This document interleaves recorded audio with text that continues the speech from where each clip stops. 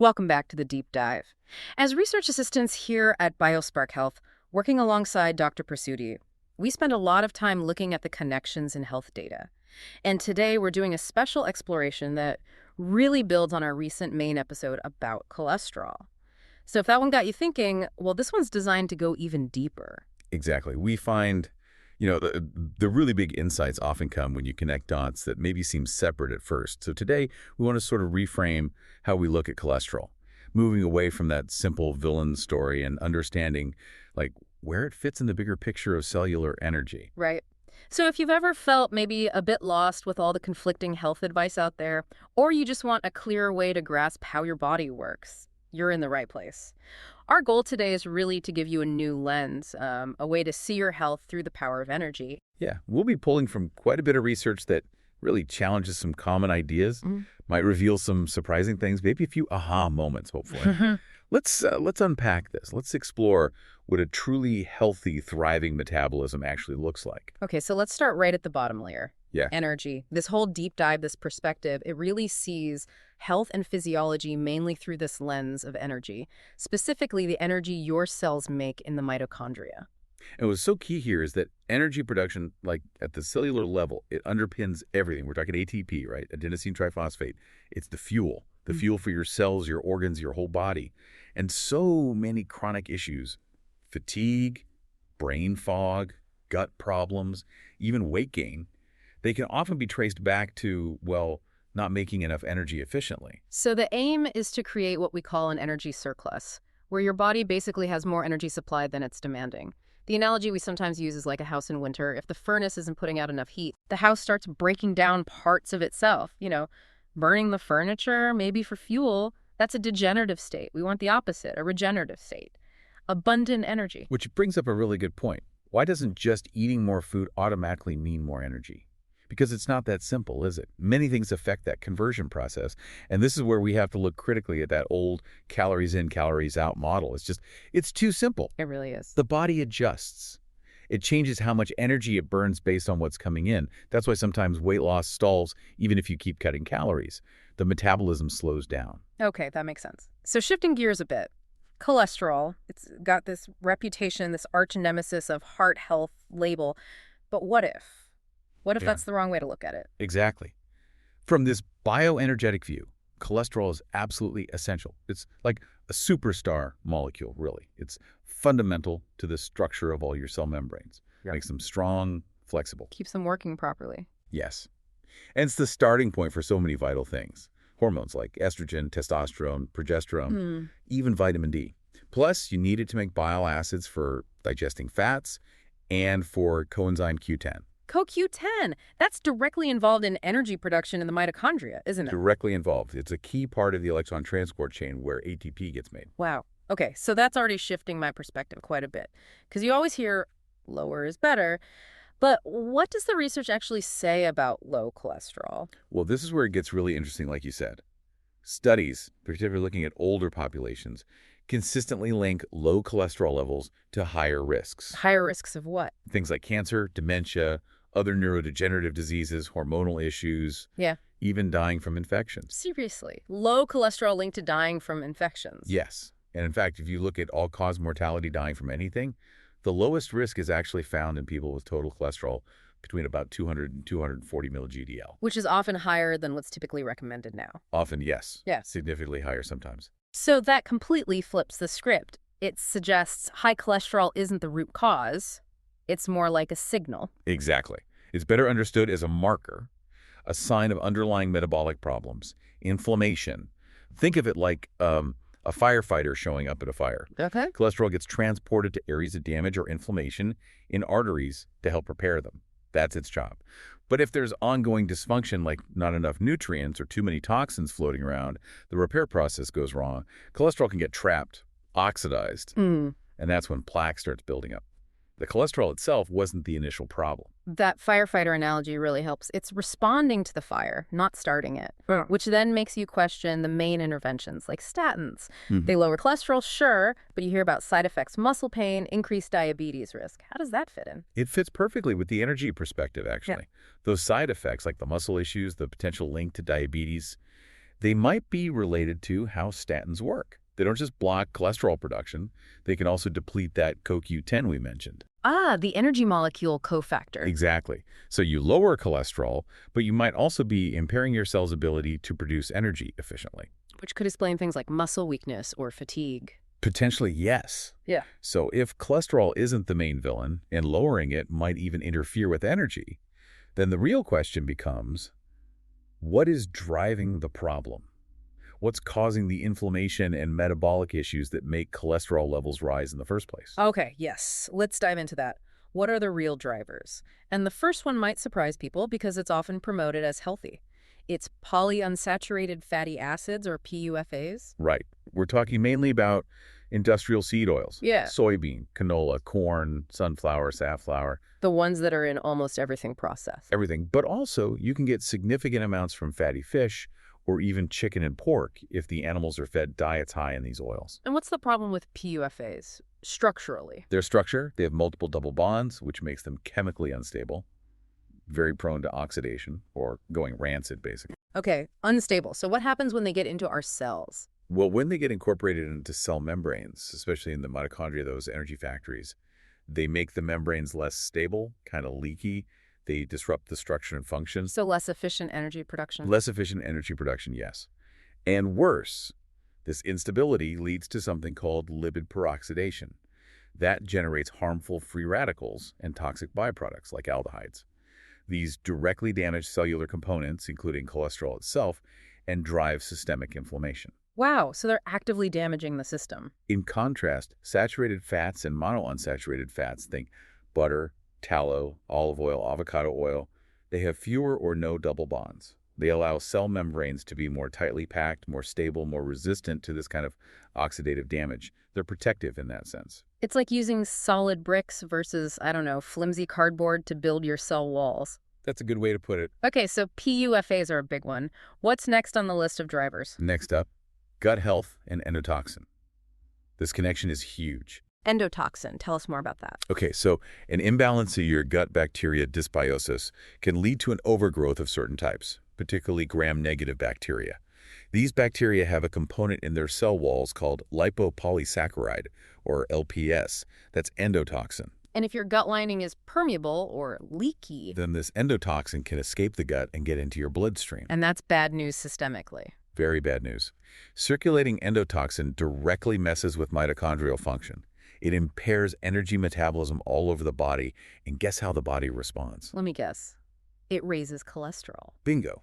It elevates blood lipids, including cholesterol and triglycerides, partly as a defense mechanism trying to bind up and neutralize the endotoxin. Another firefighter response. Exactly. But this can backfire, creating a cycle where high circulating fats might worsen insulin resistance.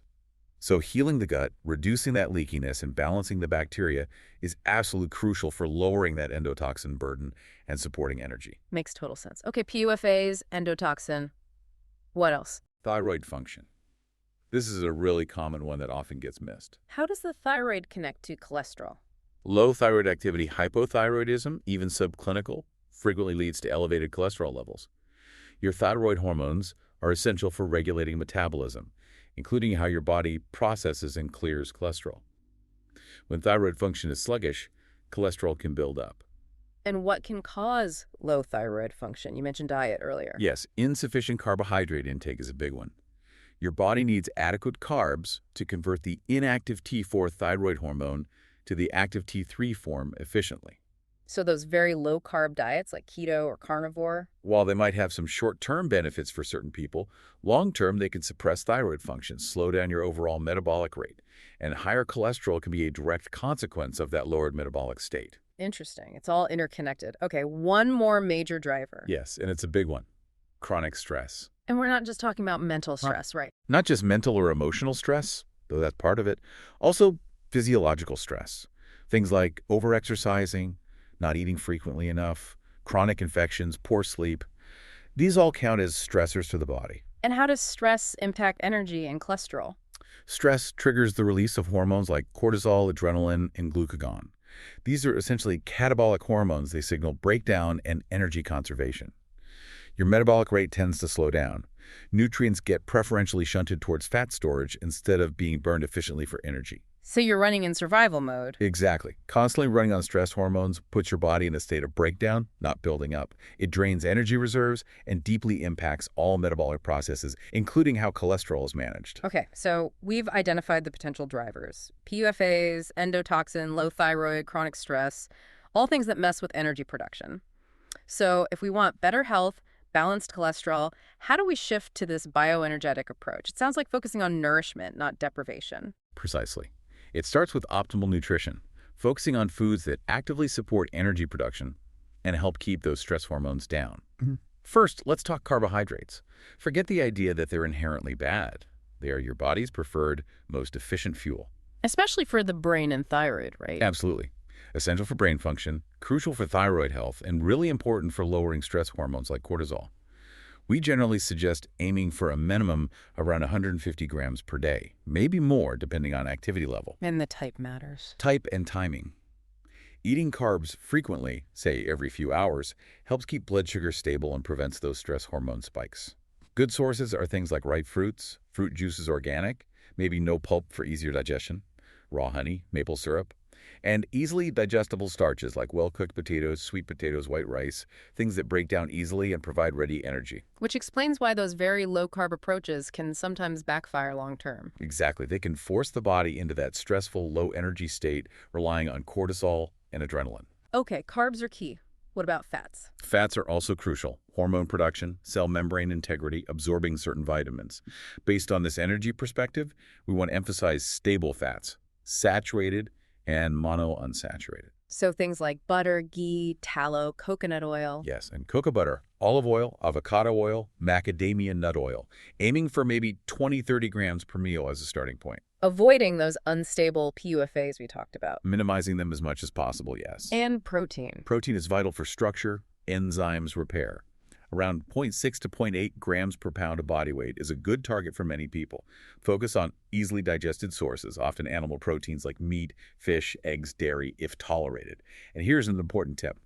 Try to balance muscle meats with sources of glycine and proline. Like from connective tissue. Exactly. Bone broth, gelatin, collagen peptides, or just eating cuts of meat that include the skin and connective tissues. Muscle meats are high in methionine, which can be inflammatory in excess if not balanced by glycine. Glycine helps gut health and can actually lower cortisol. Lowering cortisol again, supporting that energy surplus. It all ties back. So the overall goal is a balanced macronutrient intake, maybe starting around 40% fat, 40% carbs, 20% protein, but that's very individual. You have to tune it to your own body and needs. Okay, diet is foundational. What about lifestyle factors? They seem just as important in this model. Sleep has to be high on the list. Absolutely critical. Prioritize quality sleep. Aim for 7-9 hours, ideally aligned with your natural sleep-wake cycle. We know sleep deprivation jacks up cortisol and can mess with thyroid-stimulating hormone, TSH. Direct hit to energy regulation. And syncing with our internal clock, the circadian rhythm. Yes. Optimize your circadian rhythm. Get natural sunlight in the morning, ideally soon after waking. That sets your clock. And then, crucially, minimize bright blue light exposure in the evening from phones, screens, LEDs. Because that tricks your brain into thinking it's still daytime. Right. It suppresses melatonin and can keep cortisol elevated when it should be dropping. Use dim, warm lighting in the evenings. Think candlelight or amber bulbs. Makes sense. And stress management. Beyond just feeling less stressed. Manage stress effectively, and remember that includes physiological stress. Don't over-exercise to the point of exhaustion. Don't go super long periods without eating. Find enjoyable movement instead. Yes. Moderate, enjoyable activity is great. Things like walking, yoga, gentle strength training, not pushing yourself into that catabolic, cortisol-driven state constantly.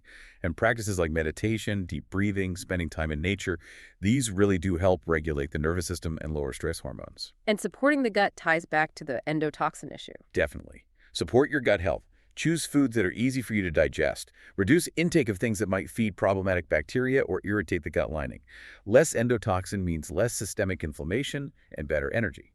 Okay, diet and lifestyle are the core. Are there any supplements that can specifically support this bioenergetic approach? Yeah, while food and habits are primary, some targeted supplements can be helpful as adjuncts. Niacinamide, which is a form of vitamin B3, is a good one, maybe 50 milligram taken 3 or 4 times a day. It helps optimize energy metabolism pathways and supports NAD+ levels, which are crucial for mitochondrial function. NAD+ is involved in so many cellular processes. Tons.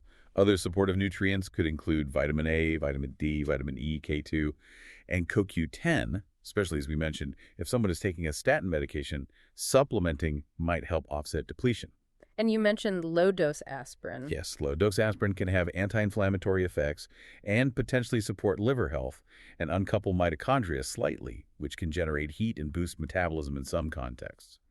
But like all supplements, these should complement the foundations, not replace them. Always best to work with someone knowledgeable. Right, it's about supporting the system, not just patching holes. So, bringing this all together, what's the main takeaway for someone listening? I think the biggest takeaway is that true health isn't about fighting against your body, like suppressing cholesterol just because the number is high. It's about understanding why that number might be high and supporting the body's fundamental need for energy. So, instead of seeing cholesterol as the enemy, See it as a vital messenger, a player in a much larger energy system. Often, it's responding to deeper issues. By focusing on boosting cellular energy through the right food, good sleep, managing stress, healing the gut, you empower your body to find its own natural balance. it challenges so many conventional ideas, doesn't it? Like the fear of carbs or the idea that less is always more with calories. It really does. It's about giving your body the right resources, the right fuel, the right conditions to generate abundant energy, shifting from that stress survival mode to a thriving regenerative state. We've covered a lot today, really just scratching the surface. Definitely. But hopefully, it's given you a new perspective to consider. Maybe the question to ask isn't just, how do I lower my cholesterol? But perhaps, how can I improve my body's energy production so well that my cholesterol naturally settles into a healthy range for me? That's a powerful question to end on, something to really mull over. How do we build that foundation of energy? Exactly. It opens up a whole different path towards feeling truly vibrant and resilient.